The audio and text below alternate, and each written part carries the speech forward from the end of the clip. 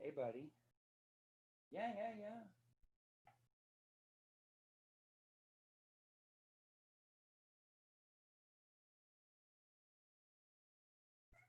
Meow.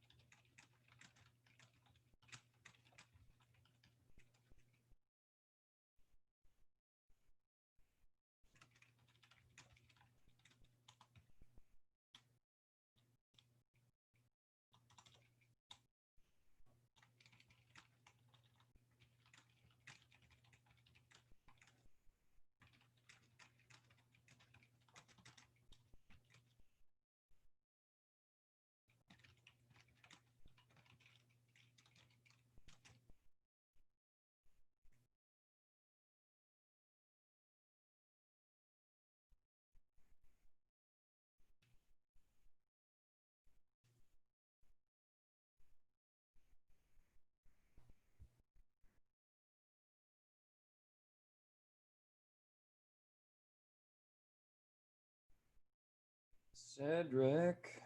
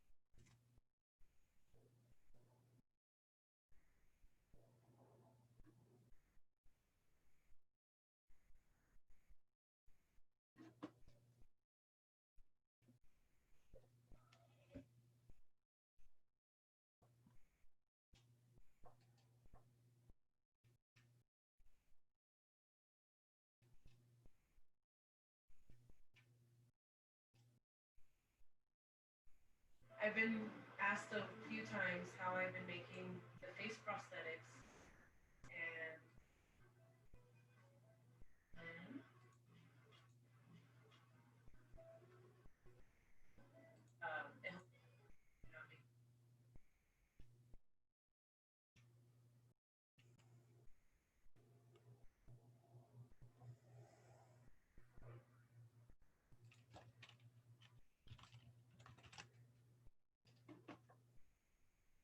Paul Gordon, except it's gonna be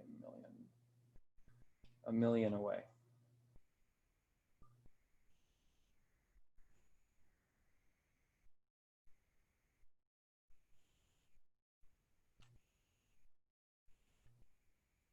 What's this fucking kid's name?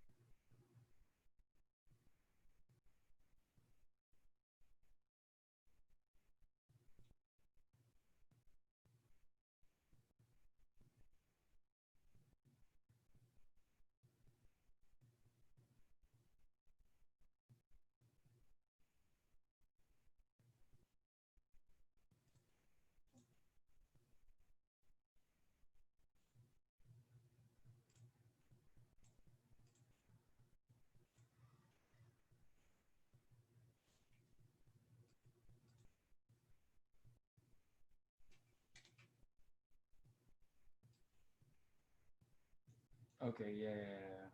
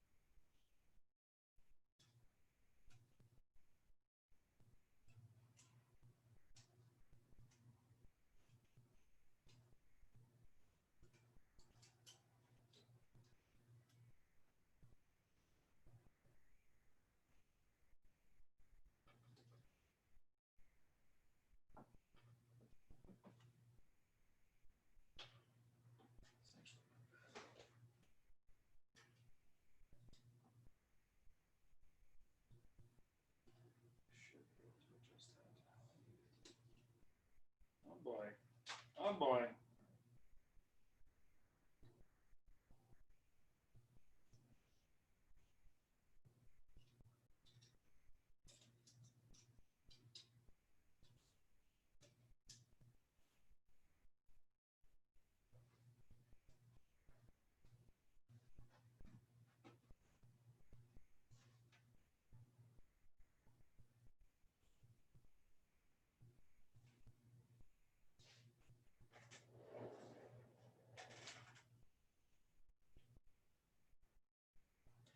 Hey guys, how's it going? It auto mutes everyone when you come in, so if you just joined, you're muted. James, Malachi, Malachi. Watkins says Malachi.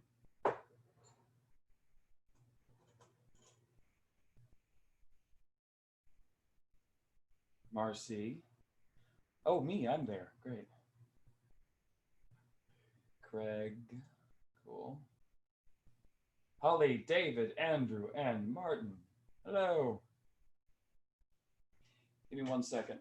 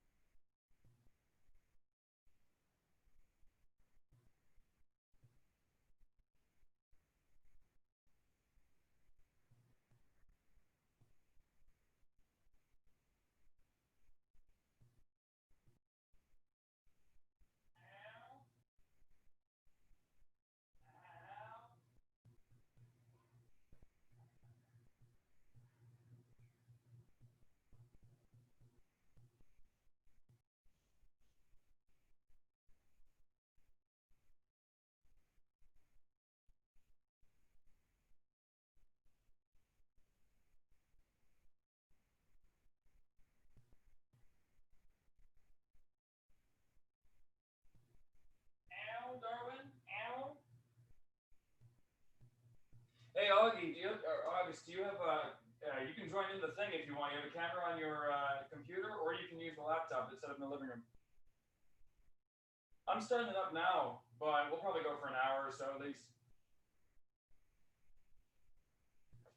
Hey, we're back. Oh, my mic was on. I wasn't socially distancing from my roommate. Whoops. Guys, this isn't like a webinar thing like we've had in the past, actually. This is, I don't know if you guys sort of read what I was sending out, but it's just a casual, like, get together, howdy, hey, jam. Everyone can turn your mic on if you want. Yeah, sharing some magic we've been doing this week or in the past. Sure, we all got 20, 30 years of sleights that we can disseminate. Only the good ones, please. Or those good gimmicks. You know what I mean? Those good ones. Hey, Daniel, how are you, man? Good, good. How are you? Good to see you. Yeah. Hey, Marcy. You're muted. You were automatically muted when you joined. Hi, how are you doing tonight? Doing great. Doing good. Good. Looking forward to this. Well, it's fun. I just figured we get something together casually. So what happened was we had a talk like we normally do every week booked, and he had to cancel or he had to reschedule. We're rescheduled for Monday for Draven. He's doing a booking gigs and keeping clients thing, which is going to be awesome. But it cannot happen right now. So we're doing this instead. We'll do a little jam sesh, share some magic, and yeah. Oh, cool. No, if anyone saw the thing last week, we had Brandon Williams come on and do a really cool card thing. I think he's going to come back and rehash some of that or do something new. And I think some of you saw me do the little double to the table thing last week, which I've been getting some messages about. If you did see it, these cards for me are the best for doing it with. The knock cards, if anyone has any of these, they're like waxy. I don't know why they're waxy. Does anyone know why? No? Okay, great. They just feel a little like tiny bit more friction than the other cards that I've used in the past. Oh, let me check out my other camera here. We got a good situation there. Hi. Hey. Kent, where are you based out of? I'm in Las Vegas. Yeah, where are you, man? You're in California, right? Yeah, Fremont, California. Yes. I think I remember you telling me that when you were at Magic Live 2018 with your son. Yep. Who was doing some really badass magic, by the way. Let's get a shout out right now. Where can we watch his magic? Oh, he's doing a show on Airbnb with me, so I'll just post that right there. Oh, cool. 100%. Anybody else got something they want to like pimp out? So he was on national television recently on Kids Say the Darndest Things doing an illusion. No and I way. wanted to thank Gabe Blackstone. She was the one that helped us with that illusion. She said, did she set up did she set up a show too? Yeah, well, she, what was cool about it was a Kids Say the Darndest Things asked to do something on television, and they trusted me enough to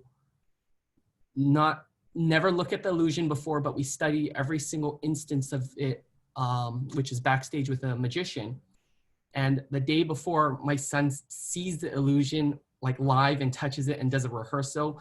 We do it like 10 times or 12 times that day. The next day we filmed, and he got to film a major illusion, which I posted a link right there. And Gay was the one that made it all happen. I mean, like, we said we wanted a magic consultant, and we said we can do everything here, but if you give us something bigger, my son can execute.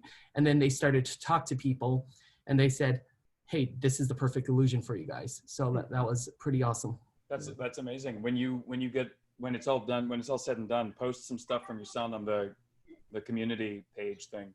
Okay. And yeah. we all promise we'll give it views and likes and, you know, comments and whatever helps SEO. Blah blah blah blah blah blah blah blah. Thanks. Cool. Kent. Of course. Hey, Kent. Yeah.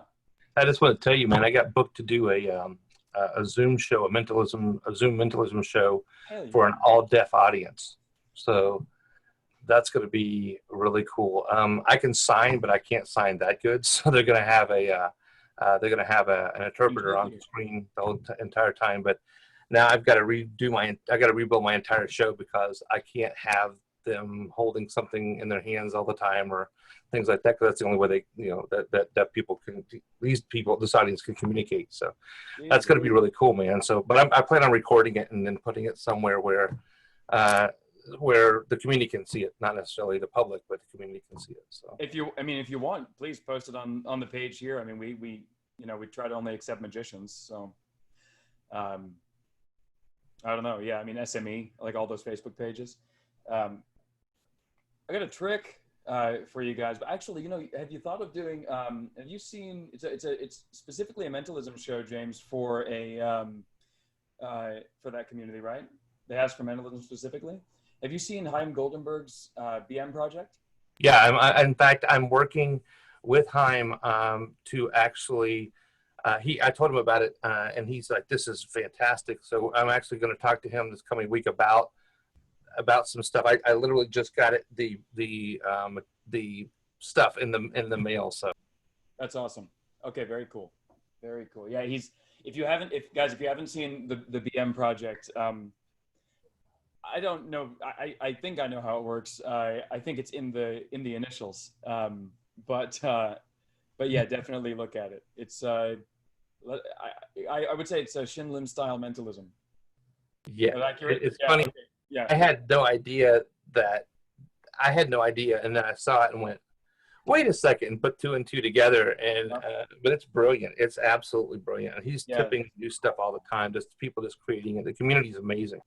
Yeah, I haven't gotten that yet because I have a way to accomplish everything differently that I built independently, or very similar, that I felt a little bit stronger, that I'm not going to tip just yet. But there's one thing that still fools me, because I just to praise what his work, there's a load that I could not see. My friend demonstrated it, and I'm thinking of getting the BM project just for that load. Everything else I kind of don't like, because I've seen a lot of Zoom shows, so I've seen so many people do it.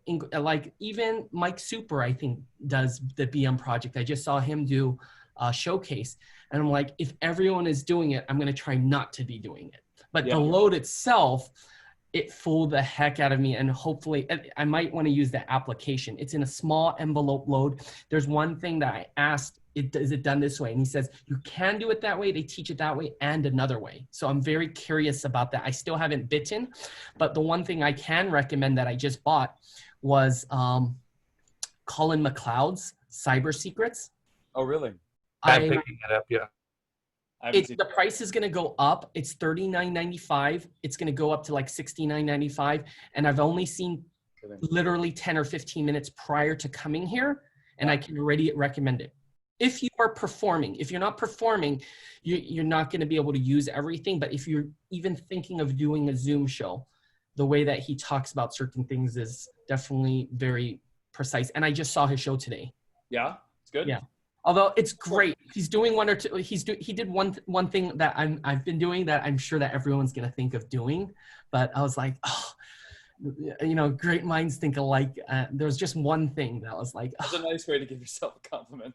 Yeah, well, you wish that you could do this. You think that you figure things out, and then you find out someone else is doing it. But I'll tell you which specific thing that was later. Yeah, okay, nice. But his show is awesome. Totally watch his show. He's done a lot of things, like especially the way he brings, right when he brings you in, the screen, everything's very well thought out. So Adam, I forgot his last name, but Adam something Goetz was on Mystery School Monday this last week. And he put on, he did like his Adam Awards or something, and he was constantly talking about Cloud. And the thing he mentioned was, there was a highly produced video that shows up at the beginning that teaches you where all the buttons are and like how to use Zoom and everything, right? Is that what you're talking about? Exactly. Yeah. That's exactly what I thought, because a lot of people are confused going into Zoom, but less so now because so many people have been on Zoom.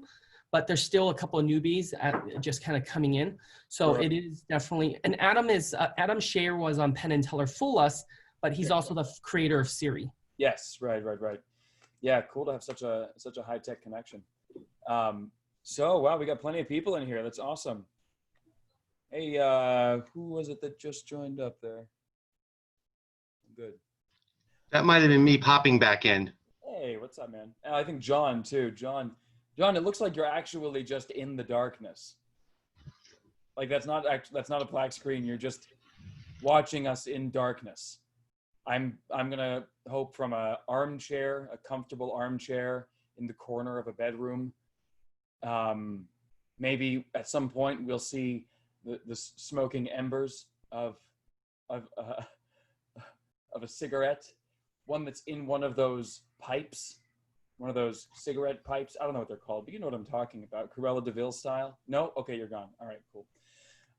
There it is, Malachi. Malachi, thank you. Hey, correct me, man. Dawkins keep calling you Malachi, but I want to say Malachi every time I say your name.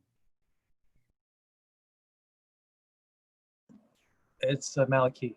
Okay, it is. Okay, cool. Malachi.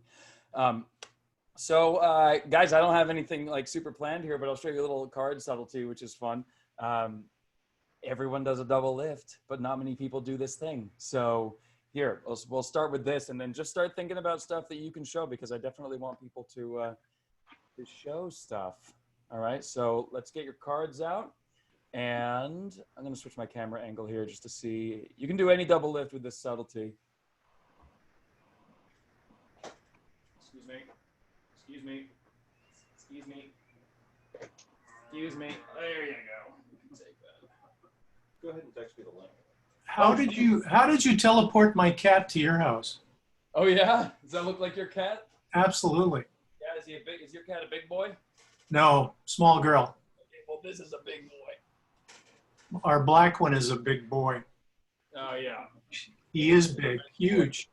Big boy, yes. He's more tiger striped than mine. He came out of that little black one that was on screen earlier. In my living room in New York. Let me see if all right. I think this might work. Hold on, let me adjust this a little bit. Yay. All right, so here it is. This is kind of cool. So I do this a lot now, where you get your double, right? You definitely, if you don't already do this, I highly recommend when you do a double lift, push it forward off the deck. Right, a lot of people get really nervous that the two cards are going to be seen at the front, so they square it up with the deck so that so they don't worry about it. But if you can, right, bring it to the front like that, and then what you do is you pull down with your first finger, which pops the back up, right, and then gets you your break. So if you don't already do that, this isn't actually what I intended to do, but I just noticed myself doing it. So there, then it gets your break again, and now you're ready to go again without having to get the break. But when you're flipping it back, check this out. This is a cool little subtlety right here. Done. Okay, so the idea, there, ta-da. So the idea is while you're flipping it back over, and I think this is published by Tamariz back in like the 80s or something, but you're like an inch forward off the deck, and then as it's crossing the gaze like this, you pull this card back to match with the top of the deck, to square with the deck. And so the double is forward and it's singular. But then what's... Oh, Can you do it again? Yeah, I'll do it again. Let me admit these people. So you're doing your double like that. You get it here, get your bow. However you get to this position where you're about to turn it back over, right? So you get to that position, you're about to turn it back over. And then you go here like this. As you're turning it over, you come diagonally away instead of just sideways. And then you pull this, you pull the visible card back as it's crossing their gaze and drop both cards on the deck. And so now that card is single and can be dealt off. And at speed, it looks like this. So it goes here like that, and then you're like that.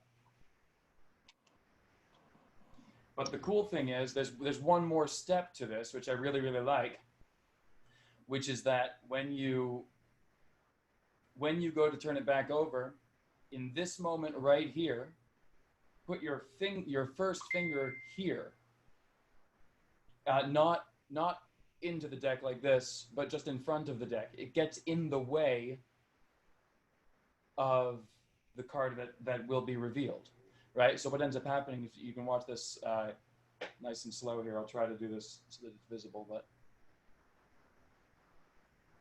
the card that has been switched out appears to never touch the deck. And it goes like that. There's a pretty cool subtlety. Get out of here, Darwin. All right, perfect. This is great. Thank you. Perfect. Good. All right, good. Very good. Very good. I'll just put my asshole directly on your arm. Thank you, buddy. All right, so here. We all want the cat's eye view. Yeah, we know you tell, man. So here. So it's like that. Pull back up if you don't do that already. And then when this comes back, when you're going to flip it back over, your first finger, so these come forward first. This one, the bottom one gets pulled back, and then your first finger just gets in the way. And when it gets in the way, that visible card was allowed to fall down. It remains up, falls over your first finger, and your thumb can snap the card like that, which I think is quite cool. Oh, hold on. Let me let people in because that's probably just people trying to. Yeah. Let me decline that call. Let me see if I can't get a better angle on this too. Quick question. When I'm here, is it the moment that I get flat that I'm pulling back, or what's the ideal moment if I was practicing this in slow motion? So if I'm doing this, depends on where the eyes are. Yes. So you're crossing, it's like when you're crossing their eyes. So if I'm doing this for the camera, it would be there, right? But ideally for me, it actually is just more of an attitude thing. I didn't even think about where. See, I'll do it a couple of times for you, and I don't even really think about where it is. It just kind of happens in transit. I think if we analyze it so that we can do it in slow motion, it won't flash ever. So I'm trying to figure out what the analysis is, because I have certain effects that I've analyzed this way that make it better. It would be here. Like, right? If the camera is the eyes, it would be here. So you're hitting here to the. So right now your cards are like this. What you want to do when you're turning it back over is let this, and this is something that people don't naturally do like I do, but when you turn this back over, you want this edge of the double here to click into the pivot, the hinge of your first fingers and your and the deck. You see what I mean? It's here, not here. Okay. Over here. So then once it's gotten to there, and the deck's held, it's relaxed like this, right? When it's gotten to here, and it's a little forward like that, at this point, right about here, if the camera is the eyes, you'd be starting to pull that card back so that the whole action is done sort of when they have the least view of the face or back of the cards. So I would say that once you get to here, maybe a body turn as well would make it, because if you did it here and someone slow motioned it, you'd see the card drop, correct? No. Well, look, I mean, here, I'll do it for you in slow motion.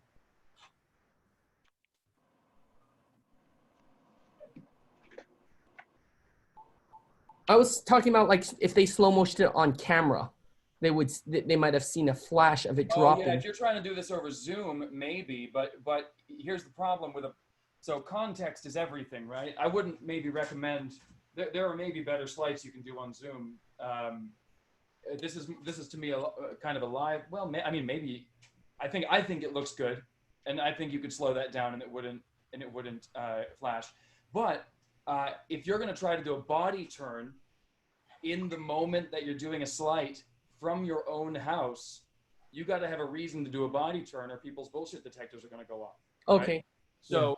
So if so I mean, you know, you've got a kid, maybe he can hit you in the side of the head with a kickball or something, and then you go, hey, you know. But outside of that, I don't really. You know. I'm gonna get ready for something real quick. I'll be back in a moment. Let me put some hats on. So yeah, but yeah. But the good thing about performing over Zoom is that you're controlling the angles anyway. So as long as you know what you're doing with it, you just don't put the cards where they're going to flash it. Exactly. Yeah, I would just recommend. I mean, look, I'll do this as slow as I can, and I think it should be pretty good, right? So here, When you're ready. When you're ready. slow as I can, and it still looks good, right? You don't see that at all.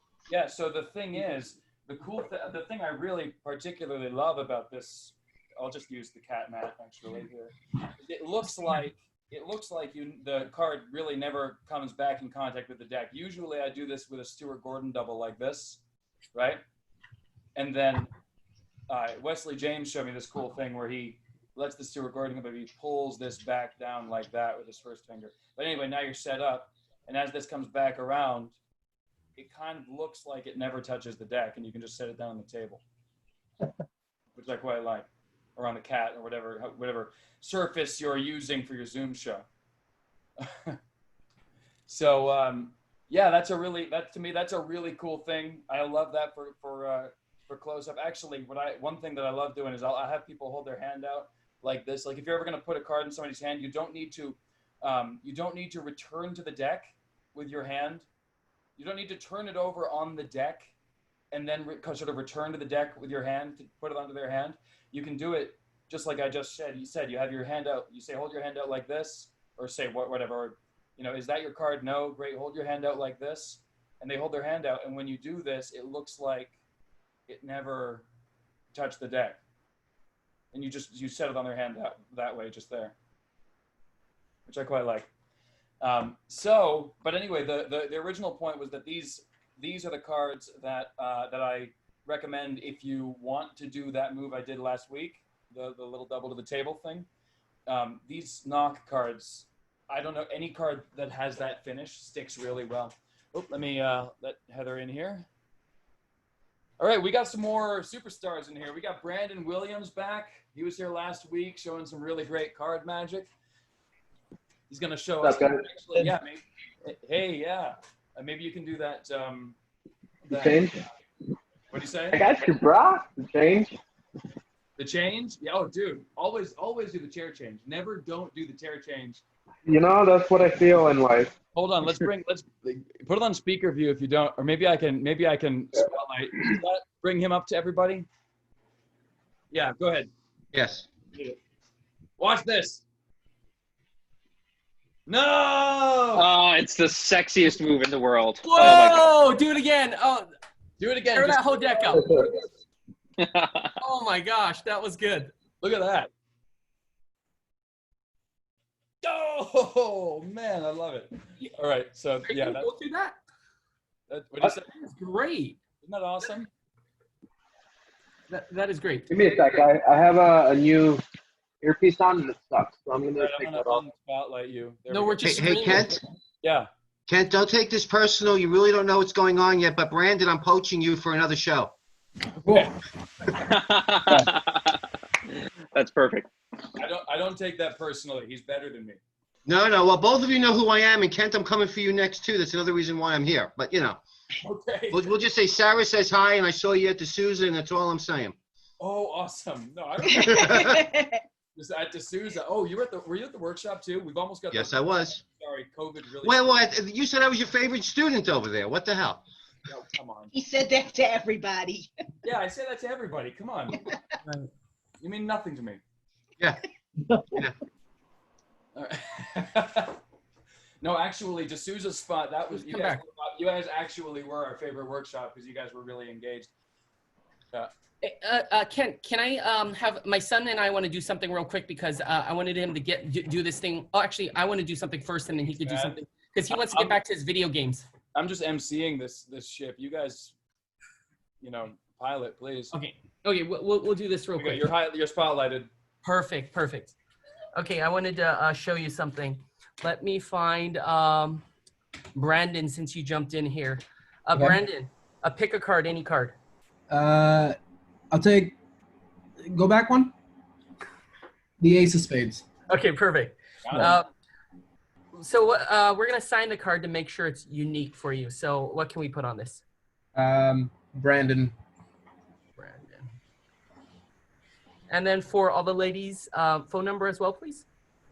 444-8944.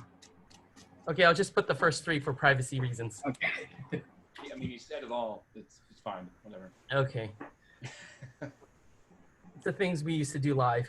Okay, if the card goes into the middle of the deck. Like that. How'd the top card cover look? Decent. Yeah. Ah. That. Do that one more time.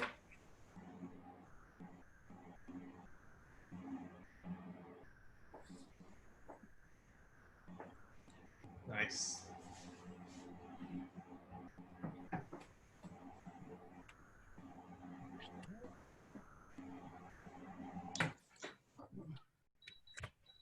Sorry, that's not the one with the signature. That one more time for you, folks. Oh,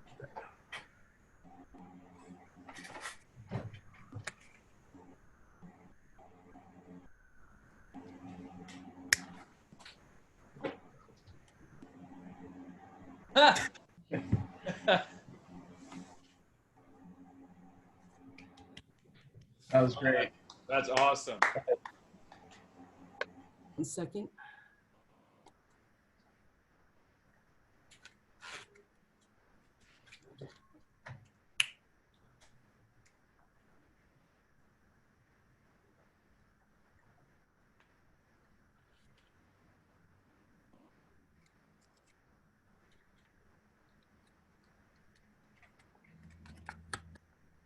Love it. Thank you. Well, thank you. James. Super cool. Super cool. Love it. Get the cute kid in on it, but he wants to go back to playing video games. So he's like, Dad, do I have to wait forever? So I'm like, go do your thing. What's he playing right now? He's playing Splatoon. Splatoon. Isn't that that's the one where you have to paint as much of the world your color, right? Yeah. Yeah, cool. Pardon, Gracie is playing Minecraft while I ask her to give me the Switch to play Splatoon. Oh, very good. At the end of the night, I'll get him up to do his linking rings. Yeah, do the. We'll let everyone else have a chance first. When he's done with Splatoon, he'll have to hit The Last of Us 2. Thank you. Thanks. That was really cool. That's a great example of using a medium to your advantage, right? I mean, I always kind of, I don't know if anyone wants to chime in on this, you know, compliments or whatever, what do people think? But it just reminds me of a conversation I've had with people dozens of times about whether or not Chris Angel or whatever is a real magician when they use camera tricks. And it's like, well, yeah, because you can't watch Copperfield's show from backstage. Like, you can't do it. And there's a reason, because he's using the medium to his advantage, right? That's what I think anyway, personally. But I don't think it's our job to be honest with our medium. But anyone, any comments on that? Anything? I think we should be sparing in the amount of times we use camera tricks, so when we do use it, people don't think it. Like when you saw David Blaine's first special, he did everything without camera tricks, and then when he did the end, I think most of us magicians got fooled because we're like, how did he do that? And we didn't expect that because he didn't use that method. And I think when, as magicians, we have one hammer and we use it all the time. And I'm accused of, I think I do that with the double lift all the time because I just love a double lift. Oh, sure. Well, yeah, I mean, if there are more and less effective ways to use the tools that you have, and if you use them ineffectively, then sure, people are going to start to pick up on them. Definitely. So anyone else? I mean, anyone have any questions about what we just saw? Like any of the moves? I'm sure Daniel would at least point you to sources if you didn't want to tip them. I just have one question. Why did you use a one-way force deck for that? I don't have, to be honest with you, last time I did this trick, I had a red deck. That was the quickest thing I could grab. But I usually use this and add it on, and I keep on using the ace of spades because I'm doing so many Zoom shows. It's just efficiency. Cool. But I just couldn't find anything, and my son's like, I want to get to video games. So I did the cheesy jokes. I normally don't do it, but he just was rushing me. He's like, Dad, do I have to be here? I'll tell him he was the best part of this whole conversation. watched already 2 magic shows today, so he doesn't want to watch any more magic. Mm-hmm. Well, one of the things, if I can jump in on this as well. Hi, everybody. I'm Will Bradshaw, part of the MagicFlix as well with Kent. And one of the things that I find very interesting with the conversation of does, controlled view magic count as real magic? It comes down to something that I like talking about quite a bit, which is magic as a status art form and magic as a sport versus a performance art form.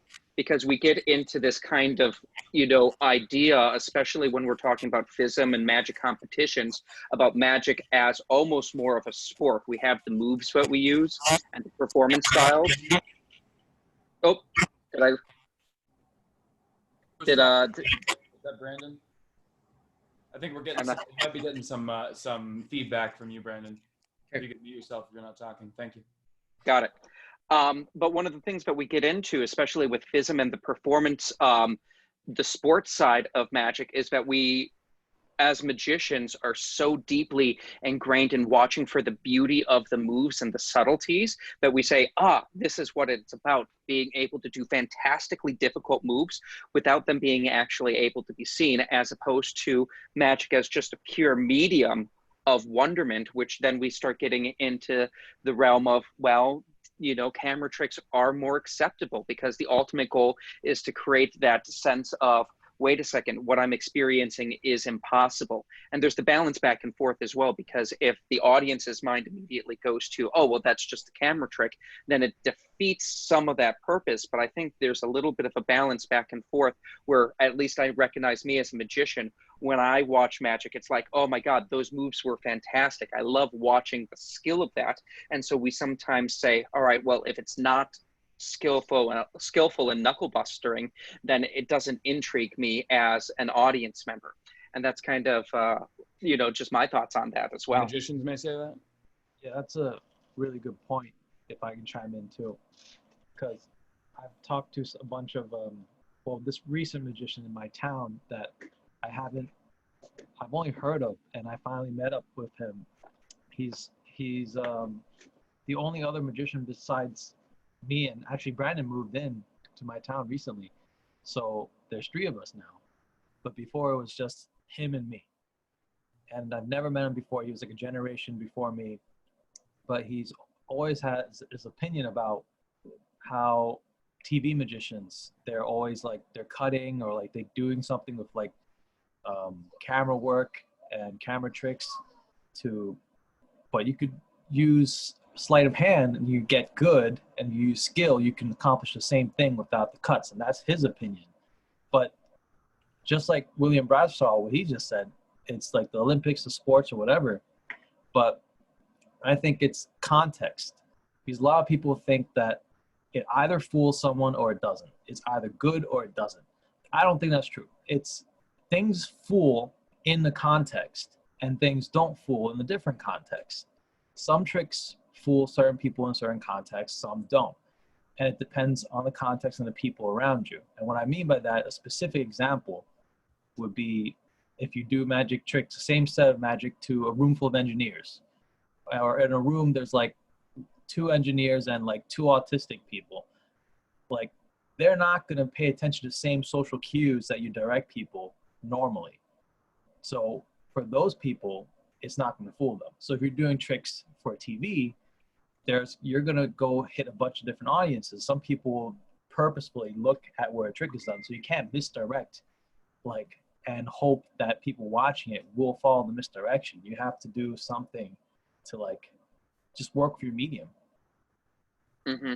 And also with that, TV magic needs to be significantly more bulletproof, because as you said, there are people who go frame by frame through moves and be able to just, tear it apart and then do an expose on YouTube just to, get a couple thousand likes on it.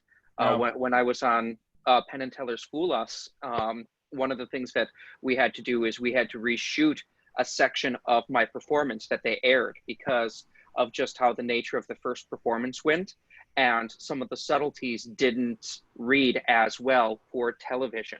So we ended up having to reshoot that a second time to be able to get the spirit of the trick to move across. So even though it's filmed on 2 separate days and there's parts of each of them in the performance, the goal of that was to create and keep to the spirit of what that trick was supposed to be. And while it fooled people in the moment, reviewing it afterwards, when they were reviewing it, they're like, this won't fool on TV, and we want to be able to keep to the highest quality of the magic that we can, and understanding the limitations and also the abilities of our medium. So we can get away with a lot of really cool pieces of magic because we can control the sight line, but also with the control of that sight line, then there's going to be people who are able to like slow it down, and just knowing the back and forth and knowing what your goal as an entertainer and magician is. Great. So does anyone have any more magic to show? Avi, yes, I was just gonna say Avi. Well, we're gonna get. I know that I want, and we're gonna get these guys like through here and done, because this is turning into another MagicFlix Superstars type thing. Because I got Brandon back, we got Avi Hoffman, and I think yes, there he is. Tabrez teach us how to speak to the dead. Come on, Tabrez. All right, Avi's gonna show us how to. Are you feeling all right, Ken? Are you feeling all right? I mean, rock. Okay, I had paper. I knew it. He got me again. All right, Avi, show us something. Yes. Show us something amazing. I almost tipped it. So this isn't. I'm not going to do what you think I'm going to do. I'm working on something new. I don't know if it's any good. So this will be my first time trying it actually. Okay. But the idea is like this. This trick is the only trick I do with jokers. And the jokers go around a few cards. And I put a few cards in here before, and I still know where they are, even though I just dropped about. This is a very new deck. I just opened this, I don't know, 30 seconds ago. Even though I just dropped a bunch of them on the table, I know exactly where those cards are. And I know that, Kent, I'll do this on you. I know that you're going to pick those cards. Great. So the way we're going to do this on camera, since you're not here, I'm going to start from this side. I'm going to go one by one. And you're going to stop me. You can stop me as many times as you want. You can stop me once. You can stop me 3, 4, 5 times. I don't care. But once to go from one joker to the next joker, and every time you stop me, I'm going to slide that card forward. Okay. Okay, so we start, and you can stop me on the first one. So I'm going to start right now. Okay. Stop. On this one? Yes. You want? Yeah, okay, so this is the one I'm going to put right there. I'm going to keep going. Okay. Stop. On this one? I don't, yes. Yep, was this the one you wanted? Okay. Oops. I did push forward the right one. Yes, you did. Okay. Again. Stop. Okay. No, not that one. This one? I meant the one 2 more down. Oh, sorry. The one that you hadn't gotten to yet. That's the this one. Yep. Good. Amazing. Okay. Yep. I'm a time traveler. Stop. You want the last one? Yep. The last one. Okay, so these 4, I knew you were going to take 4, and I knew it was going to be these 4. I have proof. Okay. Oh, I don't want those 0. Did those ever go off frame? No. If they did, that would have been bad, but as long as you kept your eye on them the entire time. These 4 have something in common. That one's the 7 of spades, yep. The 6, so we got 7, 6, 5, interesting. 4. 7, 6, 5, 4. 4 cards that you picked. I pushed forward. Could not have been more fair. They're all black. And in addition, they're all black. Now, I knew that these were the 4 you were going to pick. I knew it. And I'll prove it. Because before I put all these cards between the 2 jokers. And I want you to see this. Every other card was red. You could not have picked a different card. No. It had to have been these 4. And that's my new trick. Thank you for watching. Cool. Yay. Nicely done. Lovely trick. Lovely trick. All right. Well, I believe I have the workings on that, but do you want to? We love Avi. You want to give we us? love you, man. Hey James, Yeah. what's up, man? Jimmy, love you, man. You're great. I haven't seen you in so long. But I hope you're doing well. Hi, Jimmy. Oh, Martin, what's up? Yeah. I think I saw you do it, but I don't think Your ear's getting long, by the way. I know it's Jimmy it's today. court- He's great. So Ken, you said you think you followed most of that. Well, I'm I do something similar, and I'm pretty sure I know the principle, but I actually think I'm not sure if I saw the moment because it was clean or because it was off screen. And I think it was because it was clean. It was on screen, yeah, and that's the thing. yeah. That's the thing I'm working on, because there's not really, in the real world, there's all this misdirection, but not in the real world. There's that moment is the moment I'm working on currently. So maybe we can talk about that. But the working is very simple. All I do is from the beginning, I separate the black cards from the red cards. It doesn't matter which pile I surround the jokers with. Yeah. But one of them is surrounded with the jokers, and then all the red cards, let's just say, go middle of the black cards. So this looks, and nobody thinks that all the red cards are in middle, because I don't know why. It's just, you see one joker in the middle here, another joker in the middle there. This is very topologically confusing, right? It looks like they're in two very random spots, and I don't know. I think the illusion is very deceptive on multiple levels, I think. And, yeah. So, but the point is, you're starting a bunch of black cards on bottom, a bunch of black cards on top, all the red cards in the middle. And this is how you begin. The trick is very simple. All I'm doing is I'm going through, they stop whenever. They can take whichever cards. It does not matter. So whichever card, let's just say we took 3. These 3 are all going to be red because they're all coming from the red cards. So I push them out here. I square up the rest of the deck. And then I just get a break somewhere in the middle, like around halfway, and I do a pass. Yeah. And once I do that pass, what I've done is I've taken all the red cards and put them outside the jokers, and now all the black cards are in middle. So now these 3 cards that they picked are all going to be different than the colors in the middle of the deck. And I could have taken more advantage, but that was really cool what happened, because we got a 7, a 6, a 5, and a 4. Yes. And that does happen. Like, you'd be surprised the kinds of connections you can make like that. Like, I think I once got an ace, a 2, and a 5 or 4, and then, that was interesting. So, this is for the mentalists. Play around with that, because that's really fun. But even when there are 3 cards like this, they're all red, and then the trick proceeds as usual. That's the idea. Yeah. But that moment of doing the pass is what I'm working on. Yeah. Looks good. What was that, Malcolm? The flush, the same suit really messed with me. So it's funny because I think one of them was a club, actually. One of them was a club. The fact that he remembered that way is interesting. Yeah, right. People will make that because there's kind of an established pattern, right? So once I put out cards, people remember things in different ways. I don't know. I think it's a really, really cool trick. That is a badass trick. I love that trick. All right. Thanks for sharing, man. Okay. Anyone else want to do something fun? I got some, oh, Brandon. Yeah, Brandon. Here, I'm going to spotlight you, man. Brandon from Suit and Tie. Hey, okay. Does the Sven show up on the camera like that? I got one here. Yeah, go ahead. I want to support my people. Let me see if I actually, there we go, good. So Brandon cuts these Svengali decks, and he's doing a different one now than the one that I have, but I took them on one of my lecture tours, and I don't have a comparison deck, but this is, I guess it's hard to see, but please focus on the deck of cards, you stupid camera, please. Yeah, it's just like, this is square on the bottom, and you just can't see it. It's really cool. But it works like a charm, like a charm. What are we supposed to be seeing? It's a Svengali deck. Ah. But it's like he cuts them so fine.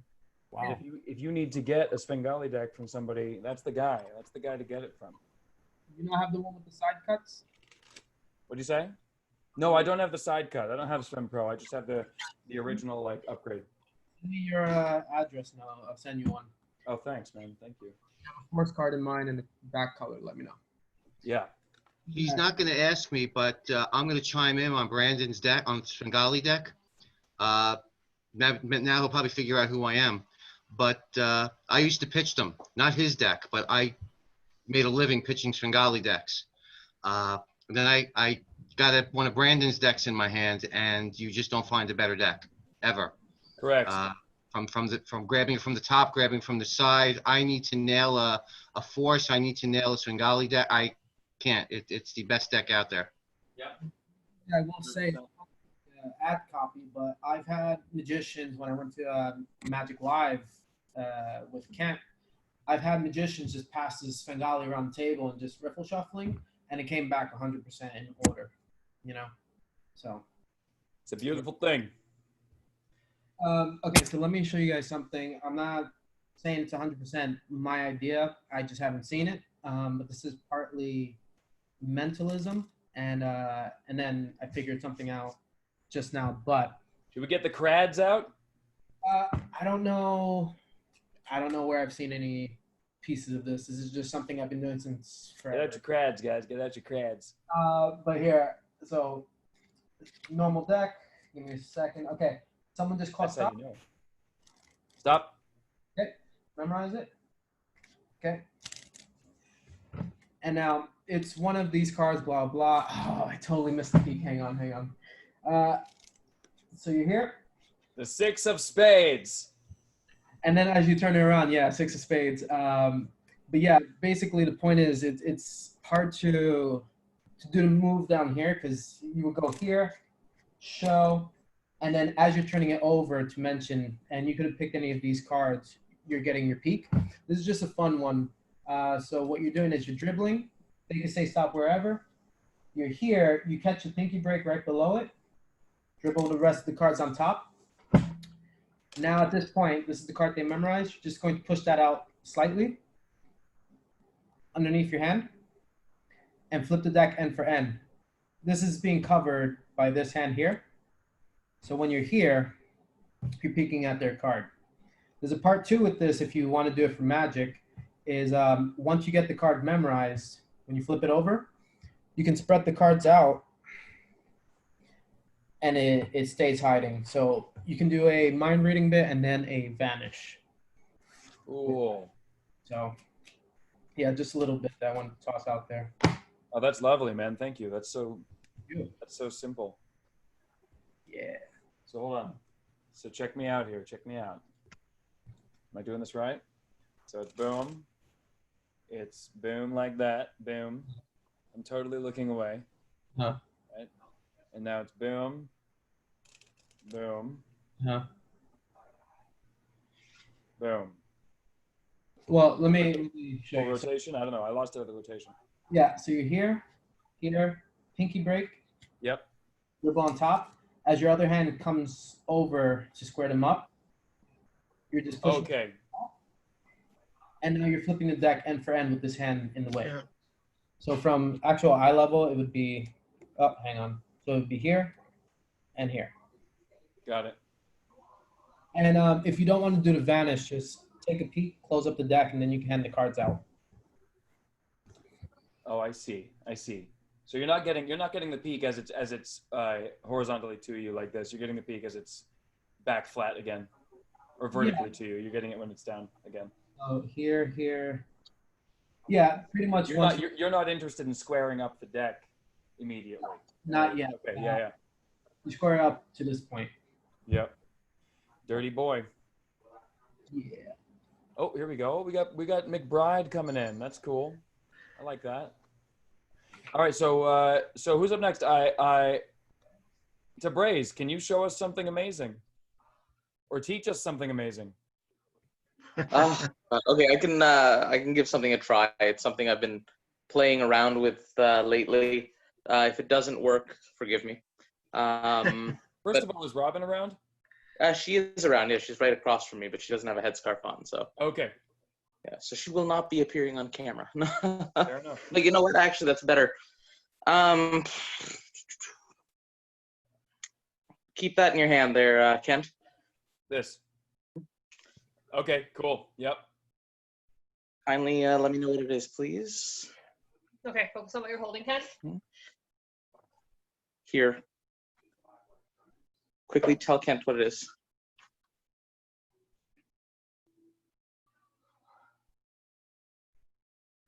Okay, focus on what you're holding, Kent. I'm sensing this is something that utilizes a purpose. I'm seeing liquid. Does that make sense? Yes. Okay, I'm getting. Yes, this is a mug. And I'm just trying to see a close up of the mug. I don't know why it's not letting me. This is actually one of your favorite mugs, to be exact. Yeah, it's a good mug. Yeah, that's right. Would you show everyone what is like that? You know what's on the mug. I'm seeing I'm seeing a color. I'm getting like orangish red normally. I'm seeing an animal. Okay. Really concentrate, Robin. Okay. Okay. Now, could you focus on the animal? What are the animal that's on the mug? Chipmunk. I'm seeing like, I'm getting something kind of small. Does that make sense? Like a rodent? I'm seeing it's a rat. No, not quite a rat. What is it, Kent? Just you can let us know now. I actually believe it's a fox. It's a fox. You know, that doesn't translate. But holy crap. Damn it, that's what I said first, and then I thought it was raccoons. I was like, no, I'm wrong, it's a raccoon. Yeah, I think it's just the color makes me think it's a fox, but I could see raccoon. Okay. So just for context, guys, Tabraze and Robin do one of the best two-person telepathy acts I've ever seen. They are excellent. And I'll let you know what I did there. I spelt out literally everything. So I spelt out mug. Then, to challenge myself, I spelt out mug. Right. Then I spelled it fox. And then and she was going to say fox. And I was like, ixnay on the fox. I'm wrong. It's a raccoon. So I was like, nope, never mind. And then I sent raccoon again. Yeah. And then I think she got rat instead. But whatever. Orange mug. Cheers. That was awesome. Exactly. Here's what I want to try with you, Kent. That's incredible, right? What'd you say? I was going to say, here's what I want to try with you, actually. This is something I'm working on. It's in the pipelines right now. It's not 100% yet, but think of a ESP symbol. Don't tell me what it is. Okay. Okay. Now, keep that in mind. We're going to play an imagination game right now. So I want you to visualize a cat in one of those, those Christmas costumes people get for their cats, the kind that were like, oh, that's so cute, but really it's just animal torture. Sure, yeah. Yeah, that last line's just for the laughs. Don't worry. Okay, yeah. Anyway, but what color is the sweater on the cat? What'd you say? What color is the sweater on the cat? The color is red. Is your cat wearing a hat? No. What color is the cat? Black. Circle? It is circle. Thank you. That's Cat in the Hat that you've been hearing about, by the way. Really? Yeah. Yeah. Well. Okay. Glad you like it. So mind reading's real. That's fun. Yeah. I've been doing it the hard way, man. I've been just looking at pieces of paper while people are looking in a different direction. I'll be teaching that soon, so don't worry. All right, very good. That's brilliant. That's brilliant. Oh. Okay. Well. Jesus Christ! All right. Okay. So what do you? Can you teach us anything? Can you show us anything? Well, I didn't come prepared to teach anything. I'm sorry. Well, that's fine. Okay, here, let's just for my entertainment. Let me hold something else up to the camera, and you can see if Robin knows what it is. I mean, you got 1 in 5, right? Cat in the Hat. Who cares? 1 in 5. It's it's 1 in 5 things. Well, I got a different thing here, and it's infinite stuff. You know what I mean? So I'm gonna hold something up. We'll see. Here we go. I gotta find Robin. Oh, you gotta find. Is she gone? Well, she went in the next room. That thing. That's actually perfect. You know what that thing is? Does everyone see that thing? Yep. Kindly just focus on what that is. Here, I'm gonna show everyone this thing. She can't see. Yep. This thing there. I'm sensing this object comes in like different sizes. You can get really small ones, really big ones. It's a microphone.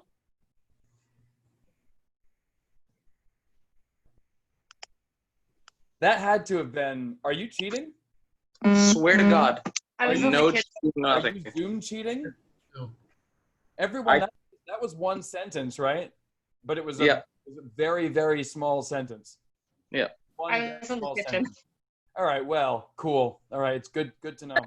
If you guys want to see, also, actually, hold this, Robin. Sorry.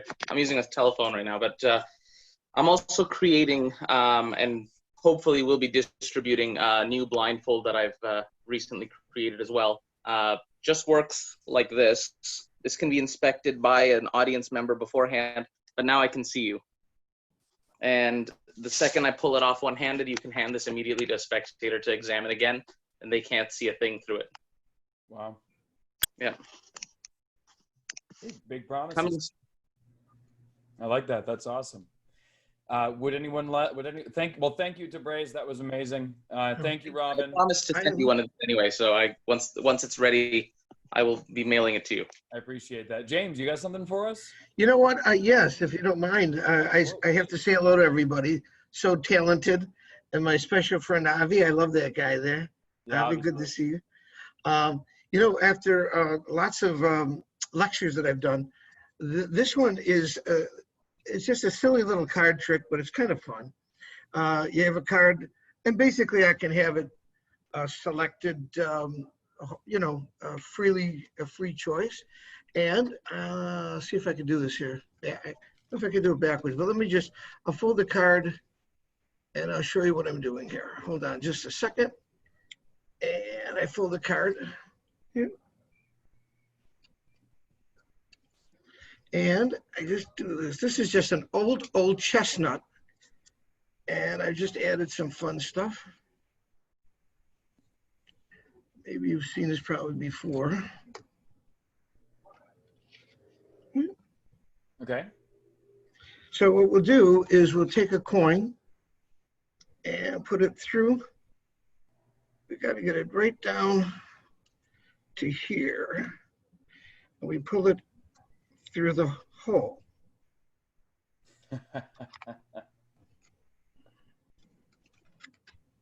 Now, what I've done is a lot of fun is that I'll put a spoon through it, the hole, and pull the spoon through the card. So I think it looks pretty good. Does it look fun from there? That's annoying. Move it back, Jimmy. Great.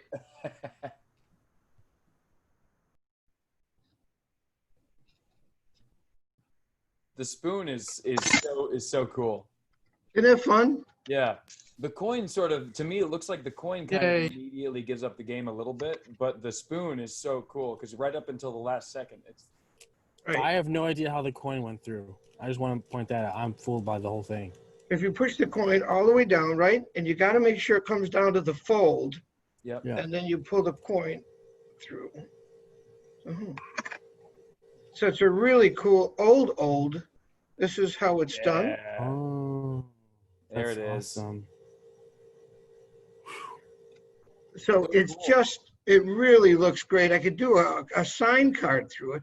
I show this a lot only because I just don't know how to manipulate the computer well enough to, but I think this looks just fantastic. Oh, yeah. Yeah, the spoon is so cool. And Yeah, the coin and then is I've cool done too. it I through, sometimes I'll have a sign card. I hate to waste the cards, but I will. I got tons of these things. But I think a sign card looked nice, which is this here.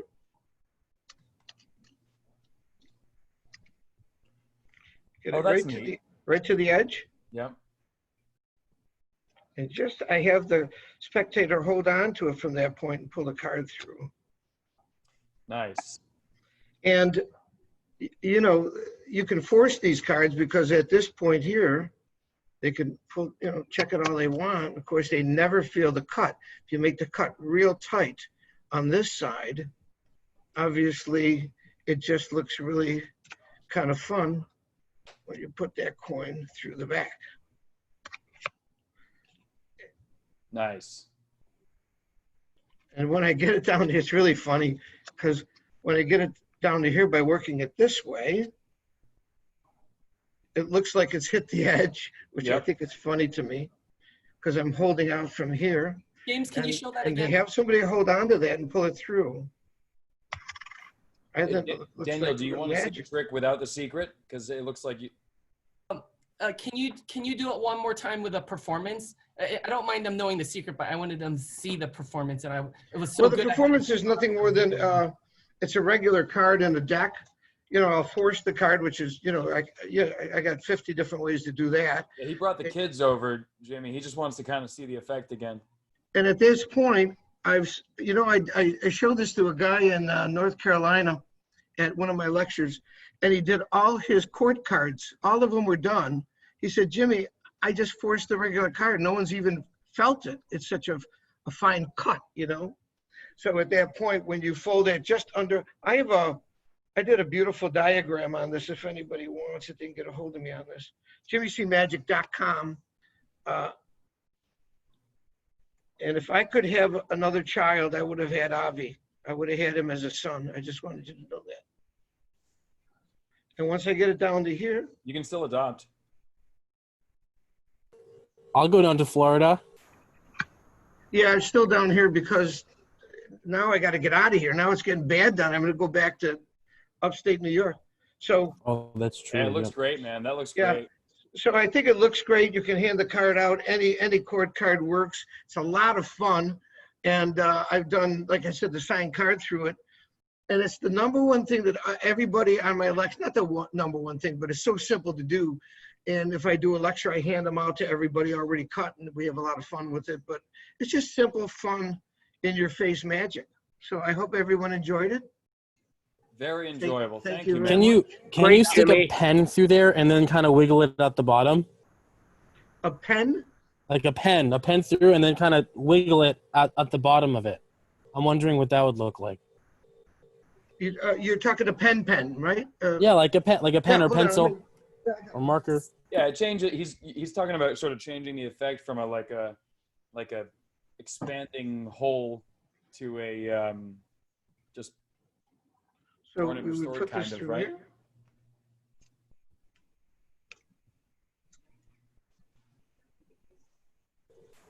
Yeah, I wonder if this changes the effect at all. And then if you take it and then you kind of slide it across or something. I don't know, like I wonder, I don't know. Well, no, I guess you could, right? Yeah. I don't think it looks as good as the spoon though. Not nearly as good. To that point, Avi, I've seen a similar effect done with a dollar bill. So if you borrow a dollar bill and you immediately put the dollar bill thing, yeah. Yeah, if you pulled it. So anyway, that's my contribution for tonight. That's excellent, Jimmy. Thank you so much, man. Thank you. That's great.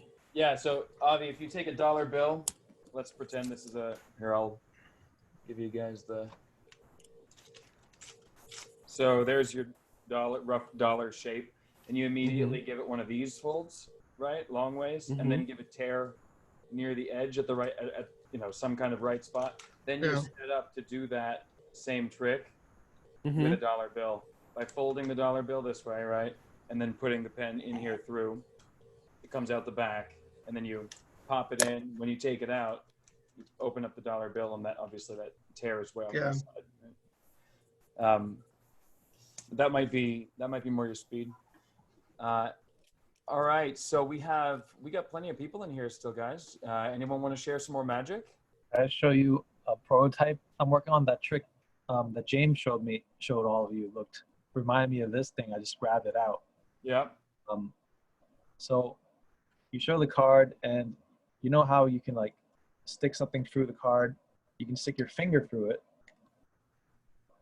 and sometimes when you stick your finger through the card, you can't show the front, but for this one you can.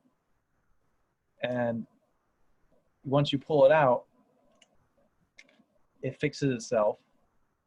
Just give it a little fucking rub. But it's just a prototype at the moment because I didn't get the correct inside. So right now it's showing a different card instead of king. Interesting though. So there's a sliding like a door instead of a flap. Yeah. That's pretty cool. That's So pretty I'm cool. working on the sliding mechanism, see how that works. That's very cool. Yes. Anyone? I mean, I've got plenty that I can. Again, here's one of the first tricks that I made. This one's gonna put on a PDF. But let me just get someone to say stop. It's okay if I see the card. So. Okay, stop. All right, so we're just gonna have that card memorized. Okay. Yep. Cool. So you introduce a matchbook, and you would have the spectator, if you were doing this in person, just hold on to a staple, show your hand empty, and you give a wave, and it reveals their card. Super, super easy. Basically, all you're doing is you're putting a shell. Oh, that's pretty cool. Flap, insert that. Again, make sure that they hold on to the staple. Yep. That keeps this part loose. And then it's just a matter of palming it as you go away. One other thing too, depending on which way you write the reveal, you can do kind of like a snap change, or my favorite way of doing it, it's kind of like a rotating boom. Nice. Yeah, but basically it's just a shell. You guys can play around with that. Pretty cool idea, man. A shell on the front of it. What's the shell made? Is just another matchbook? Matchbook. Yeah. Top part. Very cool. Very cool. We have. I don't know if he's here or just giving us one more person in the room, but we got Jeff McBride in the house, saying hello. Might be in a different location right now. It's fine. And we got Gary Meyer. Gary, are you here? Well, if I see these people unmute, I'll engage with them. Gary's hosting one of the MagicFlix All-Stars sessions like we did last week for his club, for his group of magicians. There he is. Sorry, Hey, Gary, how are you, man? Sorry, hi, fine. My dog was barking out front, somebody's dog, so I had to go out and take care of it. Another dog. Look, you're a dog. Also, I'm a dog. That's what they're saying. That's what they're saying with each other. Okay. Sorry, I'm late. I had other things I had to do, so I No, came you're in okay. frustrated to see the middle of something really great that Jimmy was doing. Yeah. But, I'm not prepared to do anything tonight, so. Sure. Yeah, well, it's open season at this point, guys. I mean, I've got more stuff I can share. I can do something else. Avi, yeah? I can do a second thing. All right, show us a second thing, Avi. Hi, Kirk. How are you? I didn't say hi to all of these people, by the way. Hey, Matt. Good to see you, Matt Carl. Alan Rubenstein joined. Hello from Florida for Alan and Jimmy, I guess, right? Jimmy, you're down in Florida. Yep. Cole, is that how you pronounce your name? Cole? Cole Lee? Yeah. Yeah. Hey, Cole. How are you, man? Good to see Thanks for inviting. Gary Hickok. Did I say that right? Hickox. There we go. And I think, yeah, Jeff is still somewhere else, but we got Craig, Martin, and John. August is here. He's got a wonderful coin move. If we have a second to see from him, it is simplicity defined. If you do a retention vanish. So, let's let Daryl Rogers in here, and then let's highlight Avi once again for another great piece of magic. Avi, is this something we can learn? Should we grab our cards? I don't think so. Okay. At least not today. But all right, here, just show us some magic then. We'll do that. yeah. Okay. So this is one of my favorite card tricks. And I'm not really good at this Zoom format, but I'm going to try to do this as best I can. So Kent, again, I'm going to run down the deck. You say stop whenever you want. Somebody else say stop. I've been saying stop all day. Who's going to say stop? You stop. Pick somebody. No, who am I talking to? Kirk. All right, Kirk. Awesome. So I'm going to run down Kirk. You say stop whenever you like. Stop. Here? Mm-hmm. I'm not going to look. I'm trying to. Can you see that card? I genuinely can't tell. Yes. Okay. Remember the card suit and value. Very important. Mm-hmm. And that goes back in the middle. I'm going to try to find maybe not that card because that would be a little bit hard, but maybe other cards that would mean something also to the card. The way I'm going to do that is I'm going to drop cards on the table just like this, and you're going to stop me whenever you want. Whenever you stop, that's where the pile ends. So one more time, we'll do this a few times because I have a bunch of room on this pad, but I'm going to drop cards. You say stop whenever you like. Stop. Stop. Okay, number one. We'll do this maybe 2 more times. Stop. Okay, Stop. we'll go again. Stop. Stop. Okay, Yeah. and we'll go, I guess, 1 more. We have room for one more pile. Whoa, stop. Okay, so you said stop on these 4 spots. I hope that they help me find something about your card. So don't tell me the whole card, but what was the value of the card that you saw? It was 10. If someone else saw it, you can also just yell it out. What was the value of the card? Pretty sure. It was a jack of diamonds, wasn't it? It was a jack, right? It was Yeah, a jack jack. of diamonds. It was a jack. Jack of hearts. Well, okay. Jack of hearts. Oh, that works. Yeah, that's beautiful. Which was the suit though? That doesn't tell me the whole card. You said Hearts. I thought I it said was hearts. diamonds or hearts. It was Hearts. hearts? Yes.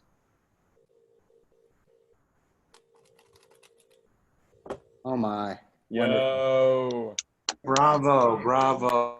Yeah. Bravo is right. Wow. Yeah, that was good. Well done. Excellent, man. We That's love excellent. Avi. We love you, Avi. We love you. Thank you. That's some of the work I was talking about from before, right? Yes. So yes. so are you putting this out anywhere? What are you doing with this? I'm writing my book. I'm Okay, currently good. writing. Because I'm like, stop your nonsense and give me. I'll sponsor you. I swear I will, Avi. Oh, thank you. Avi, I don't have much time left to practice. Right? I got gray hairs in my beard. All right. I need to cut this immediately. So we can, hit yeah. it. Okay. Good. Sure. Kent, may I show something? Yeah, of course. Who's that? Okay, I don't do magic, so, but is it all right if I do something? If I do some mentalism? Yeah, of course. Yeah. Okay, I'm going to ask 2 things. One, I'm going to ask everybody to mute themselves because this takes a lot of concentration, and this is not part of the presentation. It really does take a lot of concentration. And I'm going to ask. I've been looking at the gallery view, and I'm going to ask. It's okay if you say no, but I'm going to ask Holly. Can I ask you to volunteer for this? And if you'll just unmute yourself for a second, okay? And now, if can you unmute yourself, Holly? Okay, can you hear me? Yeah, I can hear you. Can we spotlight her instead of me? Okay, awesome. So, Holly, I'm James. Nice to meet you. I just want to try. You know, it's interesting in this time of COVID-19, and we're doing these remote shows and things like this over Zoom, and it can sometimes be hard to make a connection with a person. You know what I mean? It's and so we're all striving to. You know, I know for myself, I'm trying to build a Zoom show. Haven't done one yet. And so I'm trying to find ways to connect with my audience and to connect with other people. You know, obviously in line at Starbucks, it's easy to connect with someone, but not so much across this distance. But what I would like to do, and you can hear me okay? Okay. So I would like you to hold up one of your hands like this for me to the screen. Okay. And I'm going to hold up my hand, back your hand up just a little bit. Okay. There we go. I'm going to hold my hand up just like this. And I want you to kind of line your hand up on your screen, kind of in the position of mine. I'll do it for you, actually. And what I want you to do is I want you to just look at your, I'm going to actually unmute myself because I'm holding my space bar, so hang on. There we go. So you can hear me, yeah? Just nod your head. Okay. So I want you to just focus on your forefinger here for me for a moment. Just focus on your forefinger in your hand, and just in a moment you're going to feel a sensation there. It might be a pulse, it might be a tingle, it might be a throb. I'm not sure what it's going to be for you, but you tell me when you can feel it.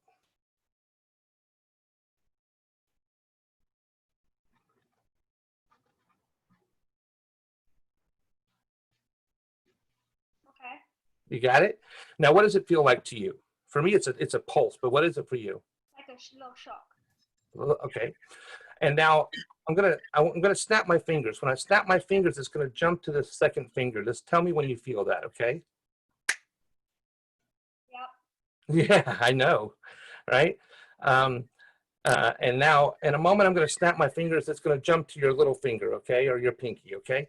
Just tell me when you feel it. Yep. Yeah, I know.